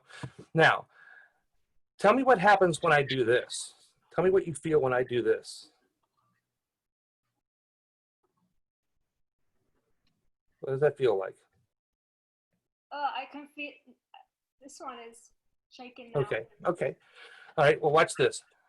I'm going to, in a moment, I want you to just, don't say it out loud, but I want you to think which finger I'm going to make it jump to, okay? I'm not going to tell you, but I'm going to make it jump to a finger. And I want you to just think of what, in your mind, what finger you think it's going to jump to, okay? You ready? Did it jump? Yep. And were you right?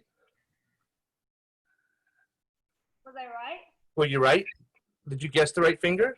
Oh, yes. Okay. So here's what we're going to do. Hold your hand up a little closer to the screen. And now what we're going to do is I'm going to make this connection a little bit stronger. And I want you to tell me when you feel this energy in the palm of your hand, okay? Just notice when you feel it, okay? Right in the palm of your hand. Can you feel that? I can feel a pulse, yeah, in the palm. Okay. Now, everybody watch this. Watch what happens. What happens when I do this?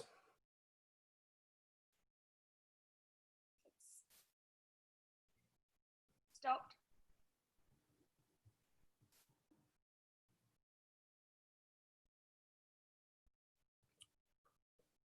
It's funny because I'm feeling it in my ring finger a little bit.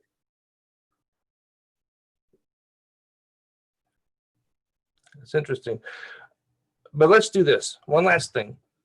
I want you to just put your hand palm up like this. James, we are having trouble seeing your hand on screen if it helps. You're seeing you're having a problem. Oh, I see. Better. Is that better? Yes. Okay. So put your hand back up for me. Thank you, Kent. So watch this. I'm gonna move the pulse back to your middle finger for a moment. Okay. So here we go. Tell me when you feel that. Okay. Now, tell me what happens when I do this. Watch what happens.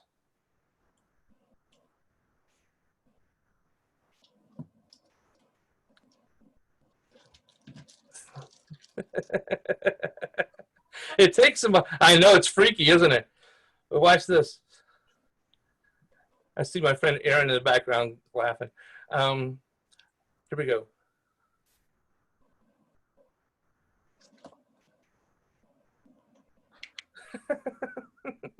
I know, right? I know. But here's what we're going to do, okay? Just let that relax and come back up. And we're going to do one more thing. Just place your hand palm up for me like this. And I want you to think about something in your life. This is my gift for you, Holly, okay? I want you to think of something in your life. And it can be not something hugely traumatic, but just something in your life that you've been having a problem getting over, okay? Just something simple, okay? Can you think about something like that? Maybe just a little something that ticks you off a little bit, or something you had a challenge in your life that you've not been able to get through? Something simple. Yeah, you don't have to tell me what it is, but you have some. And I want you to put it in that palm of your hand, okay? Just imagine that you're placing it there, okay? And all I want to ask you is two things. One, what shape is it? Give it a geometric shape. What does it look like? Square. Is it like a cube? Cubes, yeah. Okay. So, and what color is it? Red. Okay.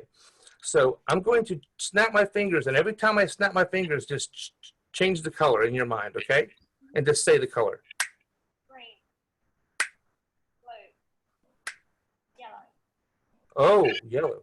So what does it feel like now? As you're looking at that now, what has changed now that it's yellow? As you think about it, what has it changed? What has changed? As in how the shape changed? The shape changed as well? Or just the color? Well, the color changed, yeah. Okay. So what if I take that and I just smooth it like this and turn it into a ball, just like that? And now it's a ball in my hand, right? My question to you is, what if it's a ball in my hand? It's also a ball in your hand. So now it's a yellow ball instead of a red cube, right? So if you take that now and just take your hand and put it on your heart, and take a deep breath in for me. And now when you think about that challenge, what's different in your mind and the way you feel about it? What's changed? Not as scary, I guess. Yeah, excellent. Well, that's my gift for you, and thank you for participating in this and volunteering. Thank you so much. Thank you. Very cool, man. I'm not at liberty to show how that works, but that's Bridge by my version of Bridge by Aaron Alexander. So yes. I really like that because I was reading the book and that was something I was thinking that might work on virtual. I'm glad that you just showed that it does work on virtual. Yeah. So, but thank you so much, Holly, for doing that. And yeah, I have a broken finger, so that's why my hand looks weird. Well, hopefully that energy will make it feel a little bit better. Okay. So thanks, guys. No problem. So, does anyone else have any magic to share? I mean, we'll probably do maybe one or two more things and then call it a night. Maybe we'll do another one of these some other time too, because this was super fun. Let me see. I think August is currently on the phone. I can do a quick thing. Is that Cole? Yeah. Yeah. All right, let's see it, Cole. It's just really quick. It's I think hopefully you guys will like this. This is something I think I created in middle school. Let's see if I have a pen here. Oh, Sharpie. This works better with a pen, but it's just a quick move. Holy shit!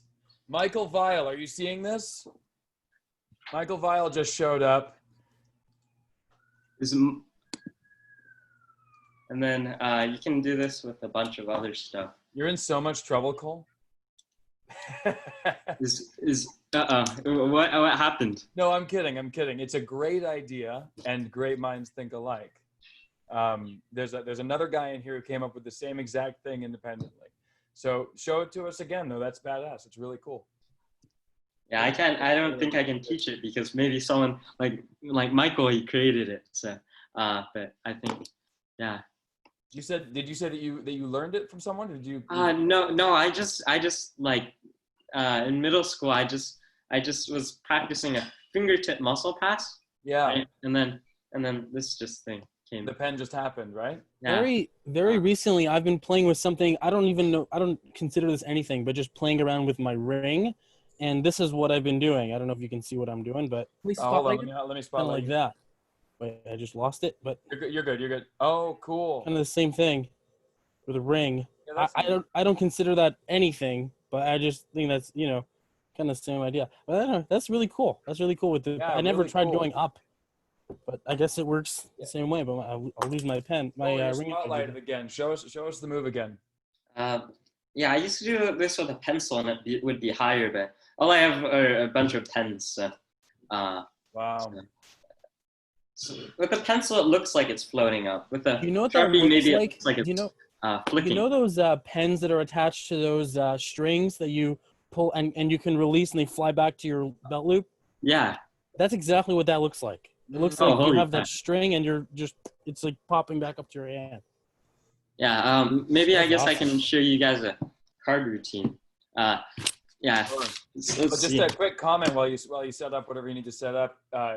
Michael, who is in here and did apparently come up with the same thing. Funny story about him. There's a flourish that is actually, I mean, they sold it on Illusionist, but if you see it and you can do a pressure fan, you kind of know how it works. But it's called Under Pressure, and it looks like this. Very pretty, right? Yeah. And so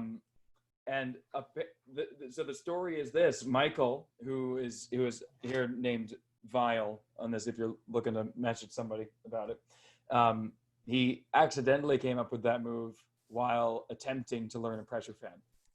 Holy cow! He couldn't do it. So there it is. All right, you set up for your trick. Yeah, I don't need to set up. I'd have everybody shuffle the cards. Oops. But I guess since we're in this virtual world, I guess you're gonna have to trust me. Okay. By show of hands here, does anyone here play poker? Oh, I see Avi, Aaron, kinda. Kent, do you, or do you guys know how to play poker? Maybe I know there the might be general more rules hands. of poker. I guess Kent, since you already have your mic unmuted, do you have, let's say, Dear God. I don't know, we're gonna need a poker hand. What's like a really good 4 of a kind, Kent? Aces. Oh, you want the best cards of the game, the aces. Okay. I guess then now we're talking about the legend of John Scarney. You've probably heard of him, Kent, where he said that he could borrow a shuffled deck of playing cards and then find the aces or the jacks or the kings out of a shuffled deck, and you guys will have to I guess believe me that these are shuffled. Yeah. This isn't a trick. I'm going to attempt to try to memorize the positions of the aces and then shuffle them and control them so I can get them within my grasp, and hopefully we can cut to maybe 2 or 3. And if we're lucky, hopefully we can cut to all 4 aces. Okay, here it goes. I'll try this. I'm going to go to speaker view. I need 5 seconds. Okay. I forgot to say, I'm going to do this blindfolded, just for the challenge. Did Tabriz send you that? No, Tabriz this is an actual blindfold, but yeah, that would be very funny if Tabriz sent me a see-through blindfold. Can't you name the aces? You don't want the kings or something? I mean, yeah. Okay, we'll yeah, I want the kings. I didn't memorize the kings. Okay, well, that's okay. Let's do the okay. aces. Okay, I'll try my best. I could get 0 of them too. That would be great. Yeah. We would give you an A for effort. That's Yeah, what we do. A for effort, Asian. If you A for Asian. You want me to tiger mom you right now? I can do it. Yeah, shoot. Yeah. Here? Did we get an ace, Kent? We did. Okay, that's great. 3s. 3s? No, sorry. It's an ace. Okay. I think. Kent, name a number from 1 to 30. 12. 12. We're gonna cut exactly 12 cards. It's 11? 12. So this should be 12. Is that an ace? That is an ace. Okay, great. 2 more to go.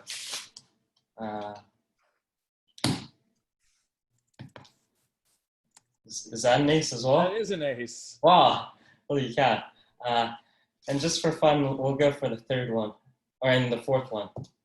I think I hit it. No, that doesn't feel like an ace. The ink is like jack or something. 3, 2, 1. 9 cards knocked down. 9 cards down. I think hopefully in the beginning, Kent, you named the 4 aces. Yes. And I promise this could be done from a shuffled deck of playing cards, and hopefully we found the last. Hey. Thanks so much. Can I do one more really quickly? Yeah, but hold on. Let me ask you about that, because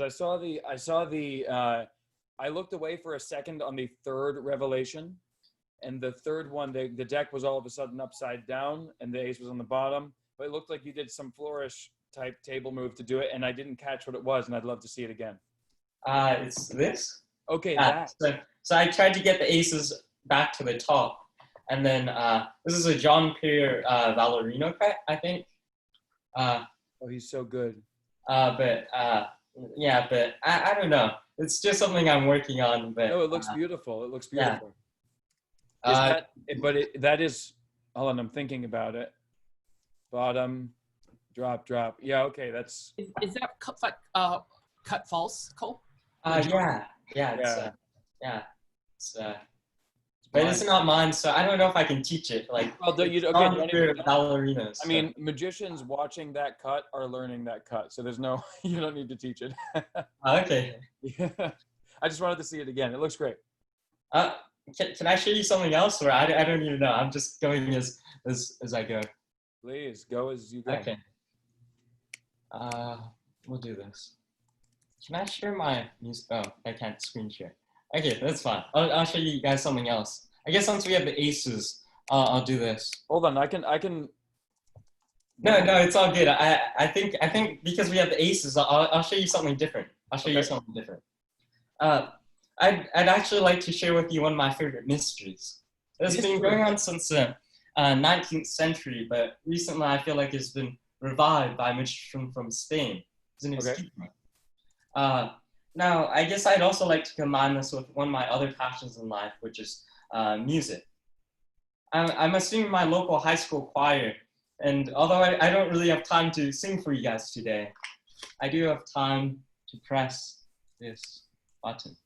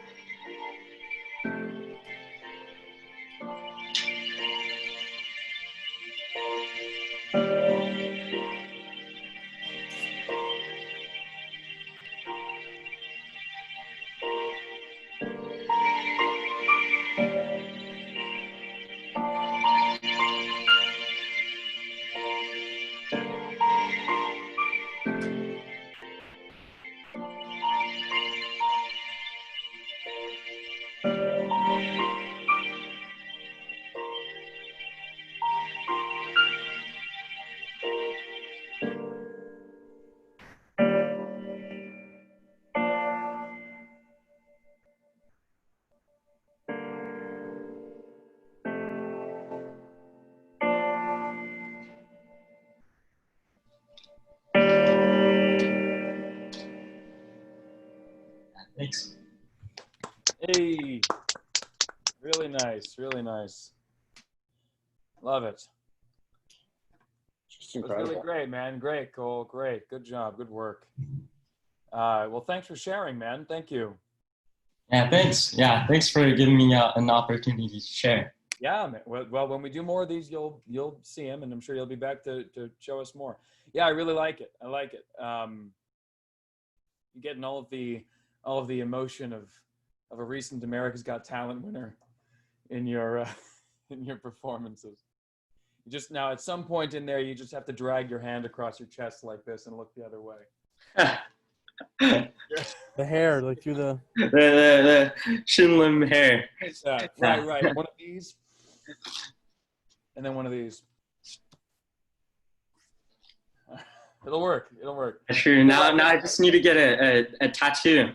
Yeah, it adds to the magic. Like, I want to do mentalism, so I got to get a bunch of like face and tattoos, but like, later. Oh, don't do too much of the hair thing. This is what happens. Don't. Oh no.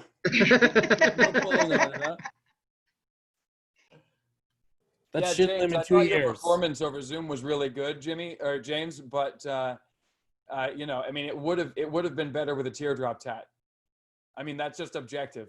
So I'm sorry, but like, no hate, no love. That's awesome. August, will you show us your coin subtlety to give us to cap this off here? Sure, I can do that. Give me 1 sec. I got my coins over here. This is super cool.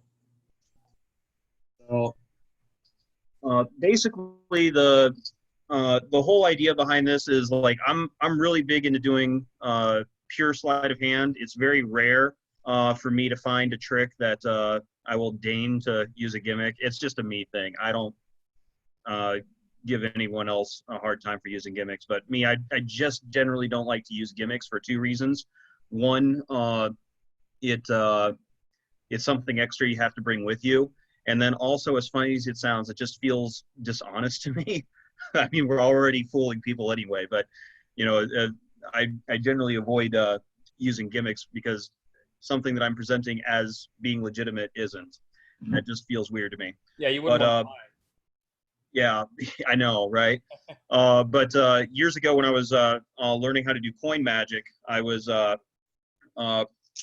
learning how to do 4 coins across. And when I first started doing it, I was using a shell, and I had to bring the shell with me, and then I could only do the trick with quarters because I only had a shell for a quarter.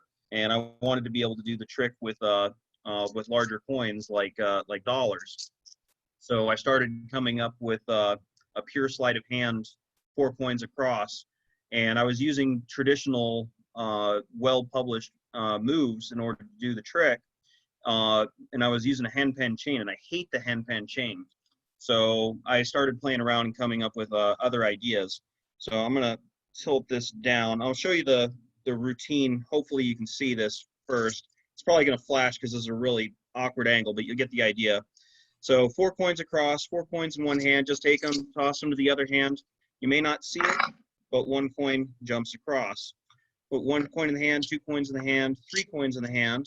With the 1 coin over here, give a little shake, and that's coin number 2.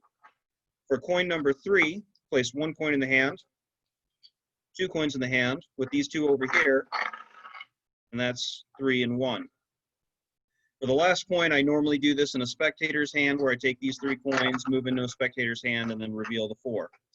So this is a pure sleight of hand, 4 coins across, no extra coin, no shell or gimmick. Most of the moves in here are well-published moves, and you'll probably recognize most of them. However, there is one move that I do that, as far as I can tell, I invented, and that is for the 3rd coin. So the first move that I typically do is just the Benzeus friction toss, which is well published. Just stack the coins onto the fingers, toss, 1 coin gets retained by friction for coin number 1. Coin number 2, just very basic, placing the coins in the hand, doing a dump with a retain for the coin number 2. But coin number 3, this is the one that, as far as I can tell, I invented this move, and so I finally, after showing it to magicians for years and years and no one had seen it before, I finally stuck my name on it and put it up on MagicFlix. So I should have this one attributed to me now. But I was trying to figure out what to do for the 3rd coin, and I used to do a handpan chain here, but I don't like the handpan chain because it looks magician-y. It looks like you're doing something. Even when you do it well, it just doesn't look natural to me. And after trying to puzzle out what to do, I've got a pretty decent retention pass, and it suddenly occurred to me, why don't you just do a retention pass with a coin already in the hand? Just place the coin in the hand and then do a retention pass, but let them talk. Now you get the visual and the sound. So it's a variation on a click pass, but to me, it's far more natural, and it doesn't look nearly as magician-y.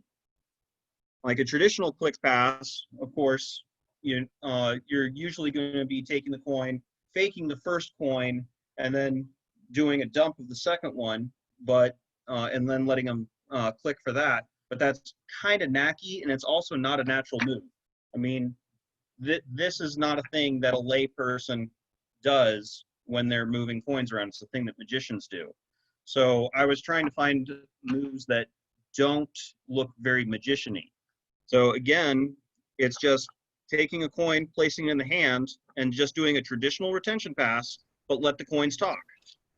August, can I ask you a question? Yeah, go for it. This is just a general question about the psychology of coin magic. Michael Close has said that the least natural action in the real world is transferring one coin from one hand to another. It's something that non-magicians never do in the real world. So I'm wondering what you think about that.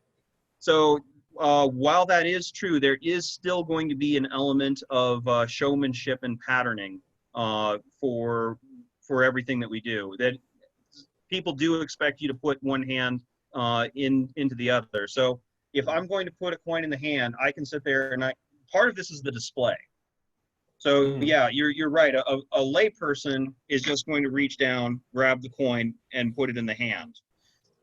There is a little bit of a theatricalness with we place the coin in the hand in order to display it. So yes, I agree. I think that's definitely a part of it. And then there's kind of this line where magicians can get away with some of these moves that lay people wouldn't do. But I do try as much as possible to avoid moves that are very magician-y. Mm-hmm. If they look unnatural, I try to avoid them. Yeah. Okay. Thank you. But anyway, so it's just an extra little thing that you can put in your toolbox if you're looking for a coin transfer. And when I do this for lay people, when I'm doing my 4 coins across routine, which I can also do this in a person's hands, which means that I can do it for walk around. And a lot of times when I'm doing the routine, that third coin gets the strongest reaction of the 4 coin transfers. So I came up with it about 15 years ago, and it's been a wonderful, wonderful little move to add to a coin routine. Awesome. It's a great move in live. I know we're having we don't get the full effect because we're not hearing as well through your laptop mic, but it's definitely, yeah. I mean, I see it live often, and it's really great. So thank you guys, everyone, for coming. If anyone has any last minute comments, questions, concerns, anything like that, any cool little subtleties or whatever. I mean, I know we could go for 10 hours altogether just talking magic, but yeah. So I think this is good because we're about hour and 40 in here. So anybody have any last minute things to share? Last minute questions, Brandon? Yeah. I just have one quick thing. This is good for maybe magic or mentalism, but let's just say you have a card. You ask the spectator to cut the deck and lose the card in the deck. And now, give me a sec. So now you've got 2 cards, let's just say, or rather, sorry. You control the card to the top. You have them touch 2 cards. Okay, let's just say these aren't them. And the card that was selected was the 8. Show these 2 cards, and you have them hold their hands out like this. They pick one. Let's just say not, oh, sorry. I got confused just now because I'm looking at the camera. So, sorry, I'm going too fast for myself. So they select the card. Whoa there, whoa. You select the card, you pretend to put it into the deck. You control it to the top. Have them select 2 cards that aren't theirs, okay? You say, here, we're gonna put the deck down. I want you to just pick one of these. Oh, not this one? Okay, cool. What was the name of your card? Boom. So it's a top change with 2 cards to get their card back into play. So it looks like whichever one that they settle on is the one that you change into their card. That's cool. There's something there. Yeah. Again, it's an idea I'm playing around with. But again, you just get their card to the top, 2 cards. Top change, and so you're switching the top card.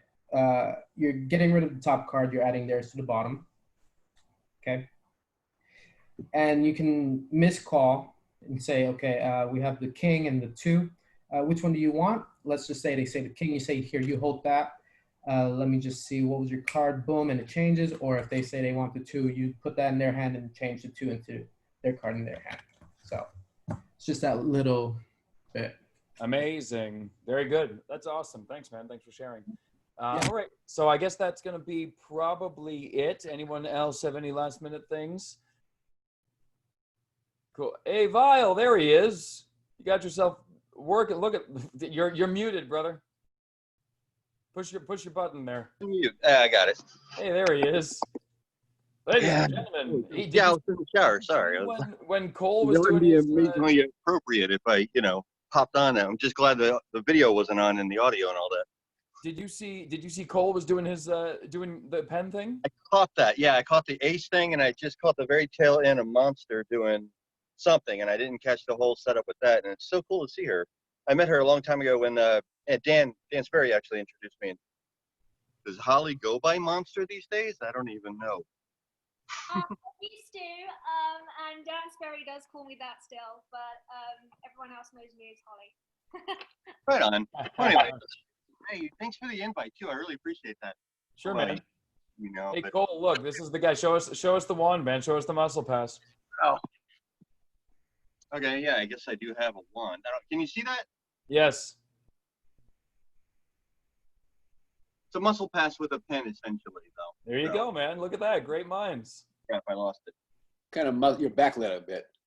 Huh? Backlit it, so Joseph von Sternberg cinematography. Yeah, the muscle pass is an impromptu idea with a pen or a wand or something you can do with that silly, cheap little wand that that you get from a magic shop. So that was the idea, anyway. Very cool. Yeah, we had Cole a little bit better than that. Do you do it with the thumb? Or do you want me to explain it for free? Okay, no, I will actually. So I placed the wand between the first 2 fingers, kind of like that. You know what? I can also do it with a pen, but I will just stick with the one or a Sharpie marker. And again, just like the muscle pass, the key is not to have it. Height doesn't matter here. The illusion is that it's actually you're squeezing it. I'm putting pressure with my middle finger against the fingernail. Can see that, and I'm just squeezing it really super hard until it just shoots out. Catching it is what makes the illusion actually work. Oh, interesting. So it doesn't have to go super duper high to make Cole, that. Were you doing this differently, or were you doing this the same way between the fingers? With some time, I think I'm doing it the same way. I'm not sure. He's doing it like this. I know it's hard to see. He's doing it like here. Look at my camera. Yeah, I've seen kids doing it like that. With between the fingers like that. Huh. That's super interesting. Wow. Kind of a neat little impromptu thing, but I'm calling it Bic Up. If you want to, if you have to name a trick, I think that's what it's called, Bic Up. And the idea was that it would be done with a pen. Very cool. The plastic wand, smooth or lighter. Sometimes you can find it just the right kind of lighter that'll you can do the same thing with too. So. August is working it with a looks like a Crayola marker right now. Oh, neat. Yes. That actually works. Nice idea. I like it.